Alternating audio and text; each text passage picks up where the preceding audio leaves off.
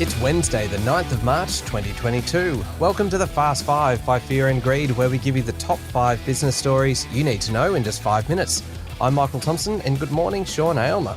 Good morning, Michael. All right, 5 stories in 5 minutes. Sean, story number 1, pressure is mounting on the Reserve Bank to lift interest rates, something that would affect pretty much every mortgage holder. But this pressure isn't coming from economic data, but some business leaders and some heavyweight business leaders at that.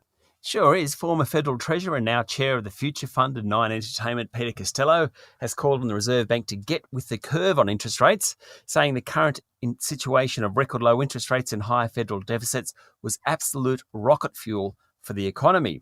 He also spoke about the China-Australia relationship yesterday, saying it's at its lowest ebb, though added that the trade that matters most hasn't been interrupted. But the contraction of free trade generally, which has occurred in recent years, will be bad for global growth.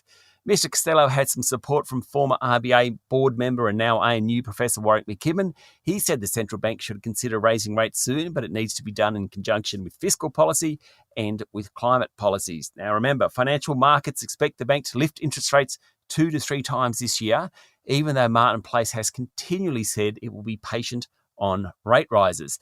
What most experts agree on, though, is that when it happens, the already slowing housing market will be hit. Okay, story number 2, Sean. Anyone living in Sydney would know about the deluge that's hit the city, major flooding hitting low-lying sections of the metropolis. It's pretty extraordinary. Absolutely. The difference between what's happening this year, and there was lots of rain last year and the year before, is just how far and wide the flooding in Sydney is. There have been more than 50 evacuation warnings in Sydney and along the south coast in Illawarra. Hawkesbury River is flooding, Georges River is flooding. At least 2 people have died in the floods, and the New South Wales State Emergency Service said it's received thousands of calls for help. Now, last night, hundreds of defence personnel were diverted from northern New South Wales to Sydney to help out.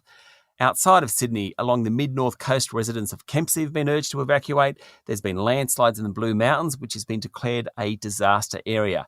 Prime Minister Scott Morrison is expected to announce more emergency relief funding in coming days.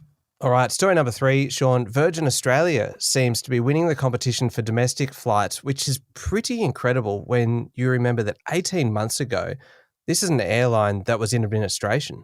Yes. In January this year, Virgin carried 34% of domestic passengers.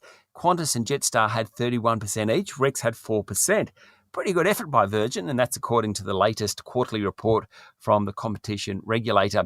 Now, the report says there's been significant price reduction in the 9 routes run by Rex. Shows that competition really works. There are about 2.5 million passengers flying in January. That's still less than half of pre-pandemic levels. It all came as Qantas boss Alan Joyce said he expects Jetstar to get to 120% of pre-pandemic capacity by July. He was also asked about the use of electric planes, and he said they are possible on very short routes, but are less efficient on longer routes because the batteries needed are heavier than jet fuel. There you go. Do you reckon an electric plane would be as quiet as an electric car? I think that would be really disconcerting to be in a plane that's not making any noise. I agree, it'd be quite scary.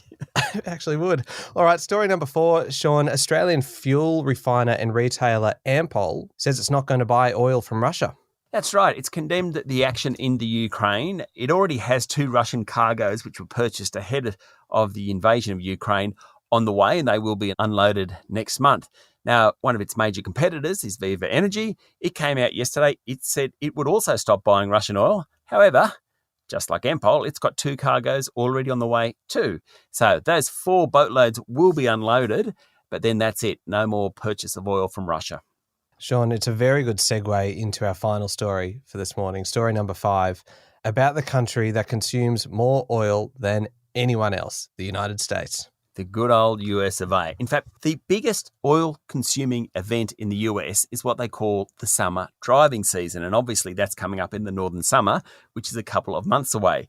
While America is pushing into electric vehicles, there's still around 273 million internal combustion cars on the road. So rising fuel prices really matter. And the national average price of fuel in the US set a new record this week of $4.10 US a gallon. Now, that makes fuel a major political issue, and that's how the war in Ukraine is hitting US people. Having said all that, don't feel too sorry for them. That record high equates to about $1.46 a litre when transferred back to Australia. Could you imagine, Michael, paying just $1.46 a litre for petrol at the moment? I'd love it. Oh, the good old days. We're getting all nostalgic here, Sean. We better wrap it up. That's it, the top 5 business stories in 5 minutes. Thank you very much.